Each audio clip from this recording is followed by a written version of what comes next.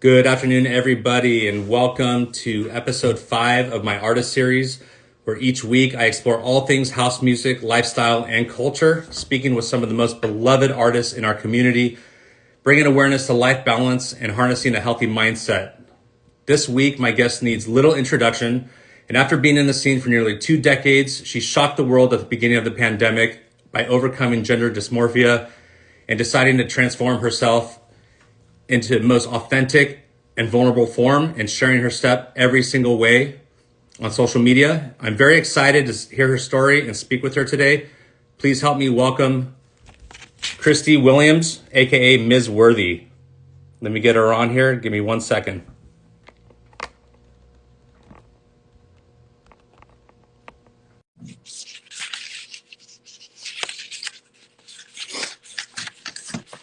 Kristy, how are you? Hi, I'm doing good. Good, good. Can you hear me okay? I can hear you okay. Yeah. Awesome. Thank you so much for joining me today. Such a pleasure. Oh, yeah, I'm glad to be here. Awesome.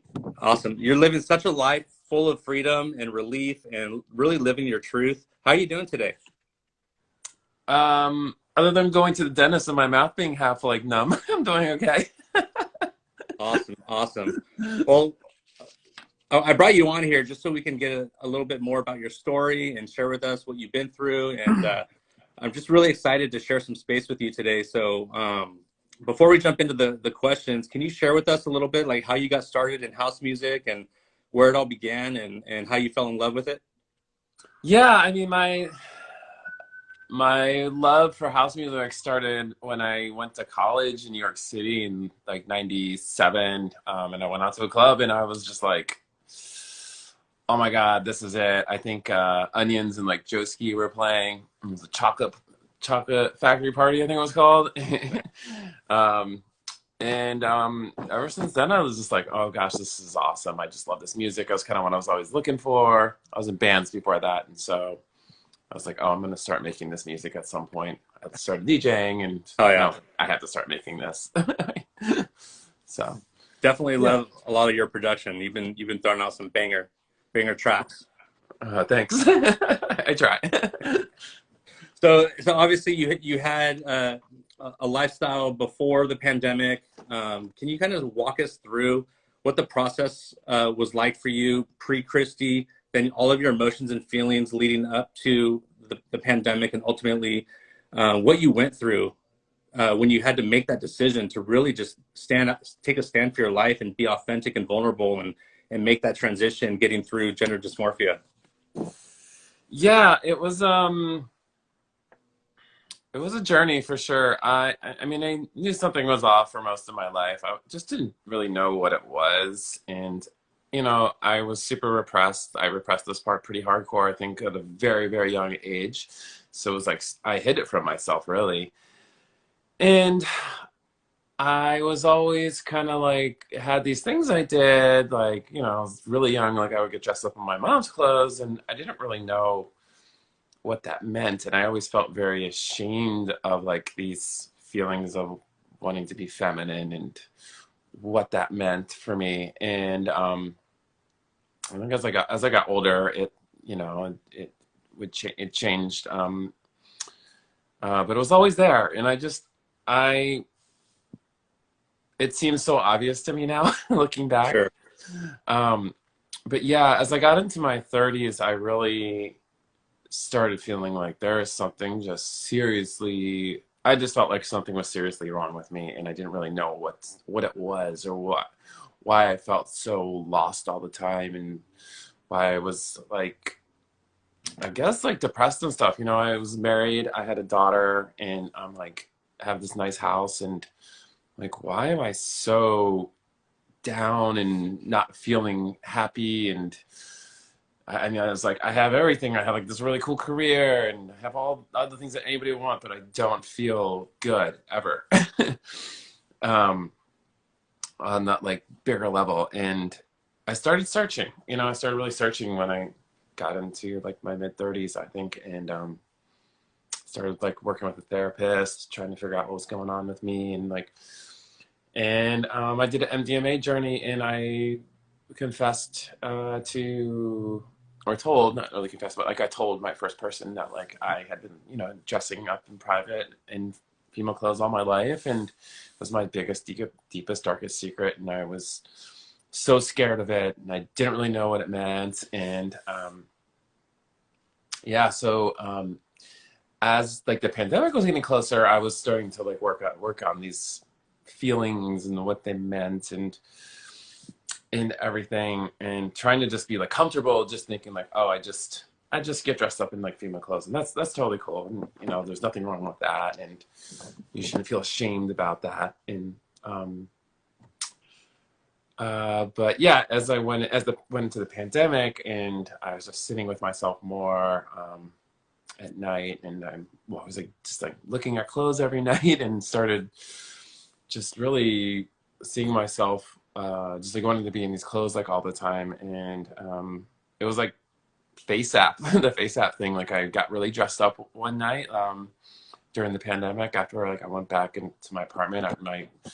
Um my ex and I were separated then, but we were kind of coexisting during the pandemic to take care of our daughter together. And I went home for like the first time since the pandemic had started in late June, and I got really dressed up, and I was looking like really cute, and I took a picture with Face App, or I took some pictures and put it in the Face App, and I saw like something that was just like, oh my God, like That's awesome. this is like how I kind of always wanted to see it. I would never look at myself in the mirror like when I would get dressed up before. It was always just like, I can't look at myself. Like it was like too, I don't know. Yeah, it was just like too hard, and I just felt too weird about it, and it wasn't the face that I wanted to see. But seeing that face at that moment was just like, oh my gosh, this is crazy. This is like how I feel like I always should have looked in a way. And I kind of got the courage up, and I put it up on like Reddit and like a cross-dressing like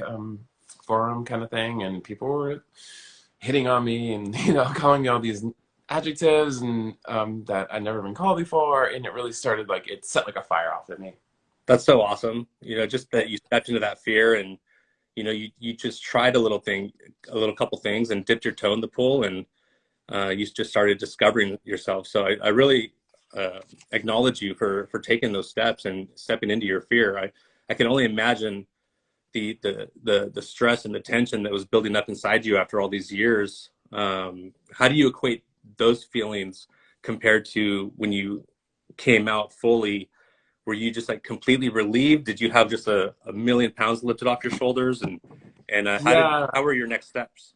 I mean, yeah. So after I, posted that picture, like I like the hardest thing I did was I came out to my ex, and I told her like that I had been, getting dressed up, like, and I would get dressed up on the road DJing. Like I'd go home to my hotel room and get dressed up, and it was like the scariest thing I ever did. Was just like I told her, and I told her my history, how long I've been doing it for, and it was all my life, and she brought up to me that like I think you might be transgender, and I was just like, it was like the light bulb went off. Psh, oh Sure. my gosh, like this makes sense to me now, like this, even, but then it was just like, oh no no no no, this can't be, it was like back and forth, like, so like that was like in July of 2020, and I just was going through it like at that point, and I started coming out to friends. I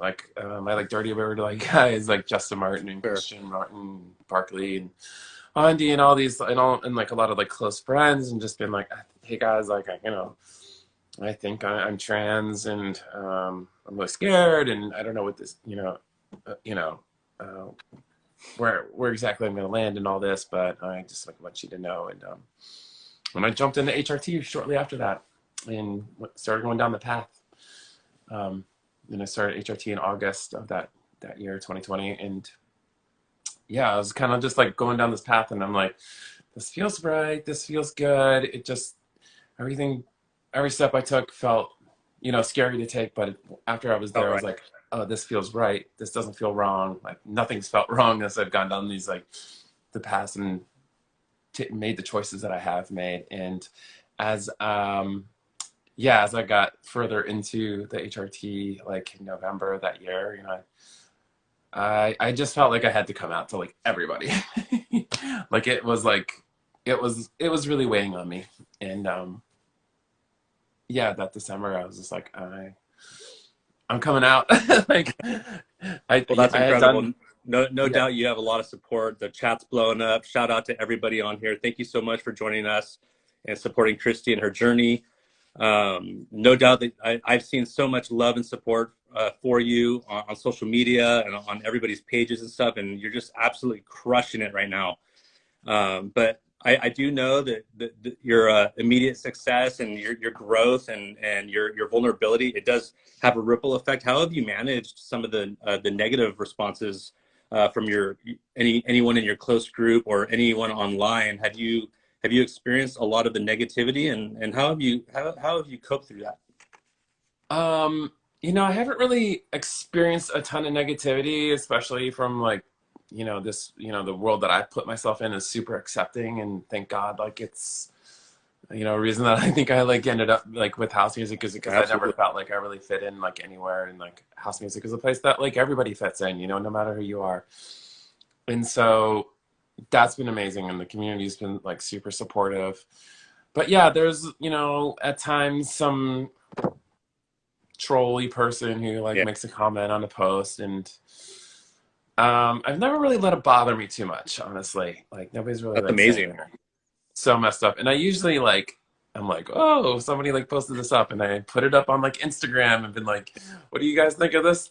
And like have my fans like go off and start reporting the person, or some people like That's amazing. res- That just goes to some show people you. research people who are like, this person lives here, and I was like, I don't need to know that. That's like I don't really. I got really deep with that, like especially at the beginning, like around Yeah. I just come out, and it's more vulnerable, and I Which was just like, goes I to don't show need you to. that you have a very wide net of inspired people and people that love you for who you are, and just keep pushing for who you are and taking a stand. You're such a model and beacon of light and love for so many people, and I'm sure that your decision and you're taking a stand of your life is going to inspire many people to come. Um, so what in your journey, what have been the highest strengths that you found within yourself when you sit back and reflect on your decision, and what have you discovered about Kristy? I mean, it's like been like a just kind of crazy just discovery process of like releasing myself, and that there's this like really fun person in me that like I didn't really know was there. I mean, I thought she was there. But I'm just like definitely like I'm lighter and I feel better, and like I haven't really like fully, I don't know, like been myself to the world still. Like there's a lot of like stuff still locked in me, I feel like. Then I'm slowly like letting her out in a way. So but yeah, it's been great just to like connect with this part of me that like is That's really me, that amazing. is like my core, and um I'm definitely more like feminine than I ever like thought I was in a way. So like there's just like little things I'm like, wow, gosh, that's just like me, like being like normal, and just Yep. yeah, it feels so good. Like yeah, especially when I'm at my house by myself, there's like a different like way that like I just am around myself, and that like I haven't really, I don't know, and maybe there's still some fear of like being myself fully in the world. Oh yeah, I think everybody struggles with that from time to time.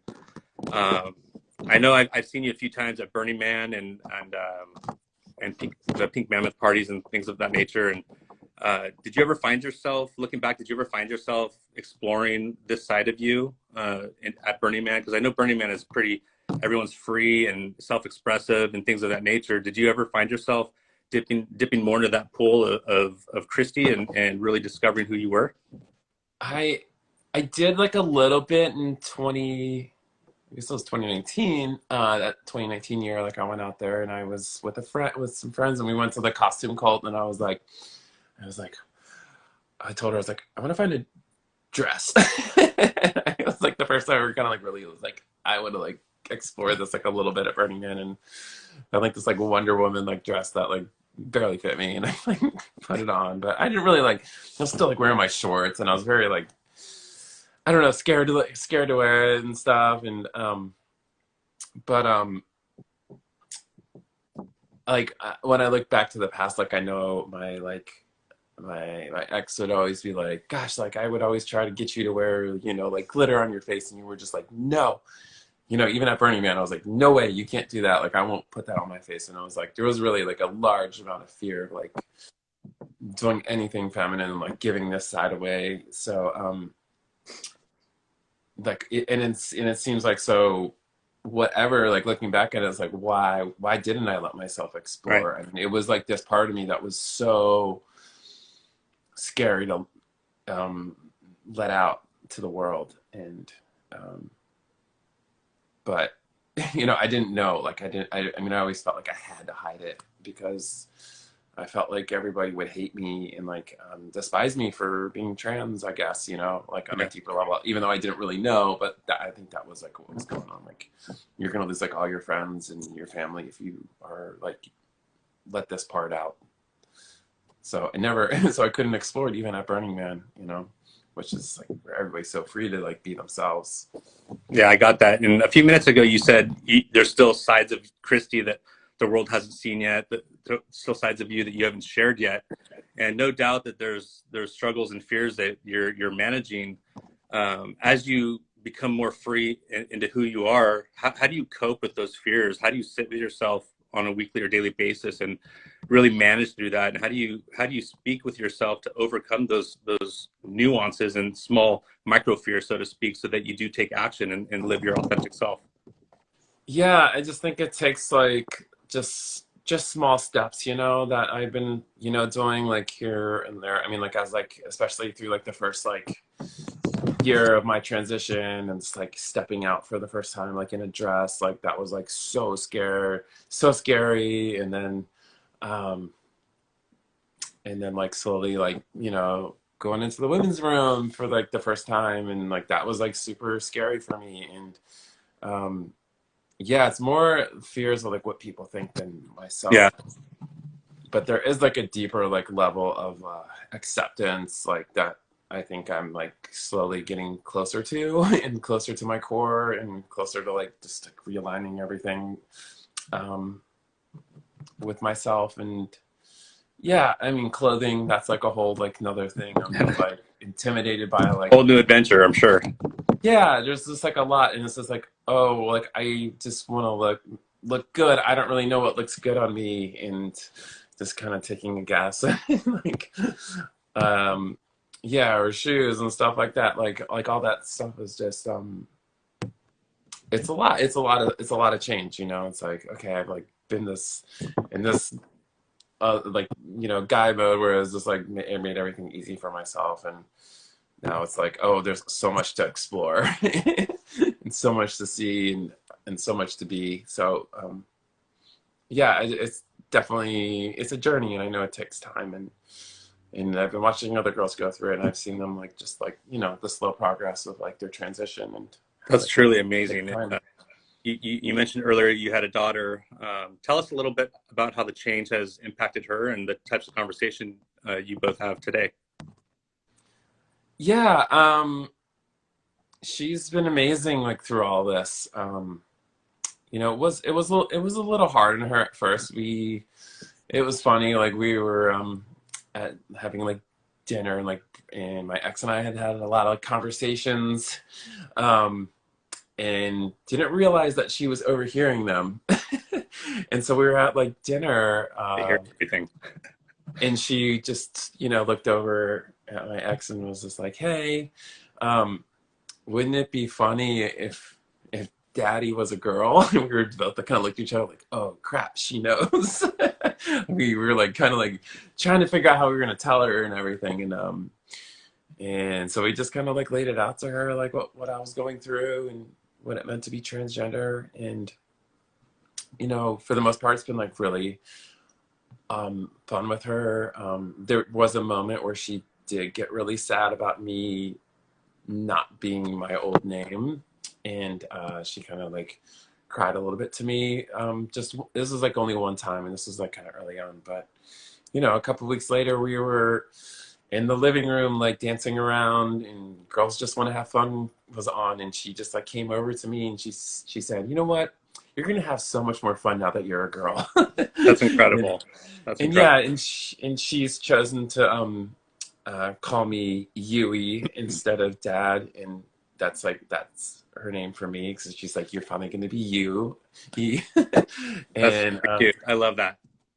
I love it too. And you know, and she calls me mom too. She calls me mom, and she calls me Yui now. And now, like I'm really open with her, and she helps me. She pushes me a little bit, and she's like, I'm trying to transition my voice, and she'll call me out like if I drop down low, and she'll be like, "Come on, girl voice, come on." And it's just great. She's there for me, and she wants to understand everything that I'm kind of going through, and I'm definitely telling her stuff that like um I didn't think I would be telling her. You know, I don't know. She wants to know Yeah. what's going on with every part of me, like in We within. tend to have to tell the kids before we're ready. You know, I think they're more ready for us before we're ready for them. At least that's Yeah, my experience with our children. yeah. Now, I mean, now I feel like she's like super proud of me. She like wants me to like I don't live I live like 2 hours away right now from her, and you know I get on to pick her up from school, and she's like so excited, and she wants to like show me off to all her friends. Like, this is my other mom, you That is know. so adorable. And she's like, she's proud of me, you know, and it's awesome. That's So amazing. And as you start progressing more fully into your new life, how often do you have to clean up your old life and close off all the loose ends with respect to just who you were before? And is it becoming more and more distant, so to speak? it is. I mean, like the further on I get, like the further I get away from my old self. I mean, like right now, the most annoying thing is like getting all like my bills like changed over to my new name, and it's annoying, and I kind of hate doing it. So Do like, any I'm of those like, old emotions and old feelings from your past life resurface when you're closing all those loose ends? not so much. I mean, when I see old pictures of myself, like that kind of can kind of bring up like some like, oh gosh, like I really was like really sad back then, and it's kind of like hard to look at those pictures a little bit because of that. I didn't think it was gonna be like as hard to look at like at my old photos of Sure. myself and see like that different person and see the like that there was like something missing, and I could see it in my eyes like now when I look back at those pictures, and I'm like, oh. And I'm also like, I always thought of myself as like super ugly. Like I always hated the way I looked, you know. I was just like, gosh, I'm so like I don't look good. Like I was always bad, and now I look back and I'm like, gosh, I actually was like pretty good looking.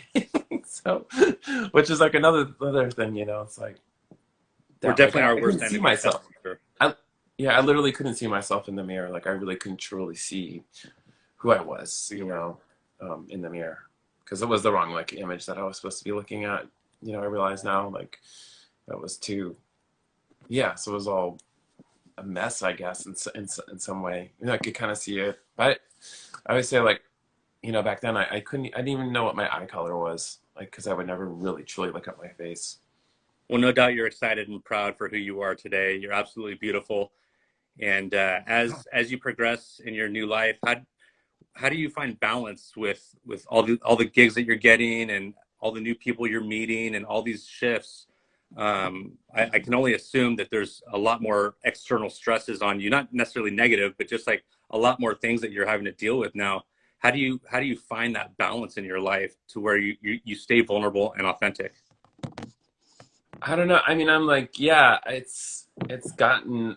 I don't know. Like at first, I felt like it was like kind of easy, and I was like kind of like coasting along. And like lately, I'm just like, how do I like be the like best version of myself, and um, you know, be so think because there's like so much being given to me by so many people, and I like really like I'm so appreciative of it, and like so surprised at like everything that's come my way. And it's at times it's hard, you know. It's like I don't know how to like I go like through like little periods where I don't know what to post, and I get like kind of like I don't know, like, am I like failing like the trans community in some way, or the queer community, like by not being out there like enough and having, I go through periods where I guess I kind of struggle with like Yeah.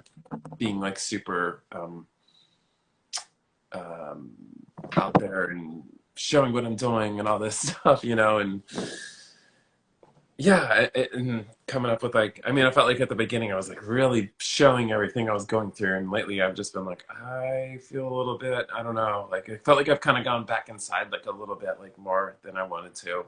I think your Um, posts are pretty well descriptive. You're very good at sharing your emotion and being very explicit in what you're going through inside. Your posts are very informative, and they're very endearing to read. At least from my perspective, when I see you post and you're talking about your surgery, or you're saving up for this, or you're doing this, or you tried on this, or you did your makeup for the first time, you're you're very vulnerable, and I think it comes through exceptionally well in your posts, and I think you get a lot of attention from that. So I just want to acknowledge you for taking the strength and the courage to sharing your story step by step, because there's a lot of people that perhaps they don't really know the full story, or even what it's like, or maybe someone's just trying to decide for their own selves to make that shift. And I feel that you make it very easy for someone to open up a lot more and to really understand what changes that you're going through and that they may actually go through. So I just wanted to acknowledge you for that. oh, thank you. Yeah, I mean, I really like enjoyed like getting to like share the experience with the world. And yeah, I mean, there's like there's like a point where I was just like, oh gosh, am I overdoing this like too much, Yeah, not at all. And I mean, I don't think I am. I mean, I have like other, there's things like in my head, like, okay, I should write about that experience. That was like pretty intense, like, or different. And I don't think people even think about this experience. Like I went through, I've lost like my TSA like during my like name change. So now I have to go through the scanner, and the scanner is made for a binary world. So if you go in there and you're transgender and you have not had the surgery, you show up as having something that shouldn't be there, and you have to have your groin padded down. Oh my So God. that's super fun. And like I had to be like, hey, I'm like transgender. Like this just happened to me like on my last trip, and I was just like, I had heard about it. But then I experienced it myself, and I'm like, oh yeah, this really sucks. Because this is gonna happen every time I'm gonna have to have my groin like touched, which is not fun. Nobody wants to be touched there. I mean, thank God I've been through enough raves to have my groin touched before. Well, the TSA is no doubt, they're very humiliating in anything they do. So I can only imagine the strife you go through. So I definitely can relate on that end. Yeah, that's always been like oh gosh, like, oh, I have to go through this. Before it's like, okay, I'm getting to go through and have my TSA pre and everything, and now I don't have it. So it's like, oh, I'm getting to experience like what, this messed up system they kind of have that doesn't really include like a space for trans people and non-binary people, really. Well, just keep your head high and keep pushing through. Yeah, I'm pushing through. I mean, I don't really know how to change that, but So, so tell us, as we're wrapping up, where do you see yourself with music and in life in the next 3 to 5 years? gosh, I'm like really hoping to bring this career up to like where I think it always can be. And I always like felt a little lost like with where I like what I was, and how I like stood out and stuff, like especially within like the Dirtybird like little world, like there was Claude, and he's like like the head of everything, and then Justin's just like amazing, and there's Christian Martin, and it's just like, and I was always like, what am I, like, where am I, like, who um what is my thing, like, who am I, like, what Like, where do makes you fit me, in that formula? yeah, where do I fit in, like, how do I fit into this like little world, and why do I have this like, have I been gifted this like opportunity to make music and get to DJ and get to play and stuff. So um yeah, and as I've come out, I'm like, this is it, this is like why I was given this opportunity, really did, like, I feel like, to like be like a shining star for other like trans and queer people, and also for the world in general, just to show that you can just like be yourself and you know, be your best self, and you don't have to like be afraid of the world, you know. And um I can so definitely yeah. see a difference in your live performances. I know that last time you and I were face to face is when you came to the Love Unity party in Sacramento.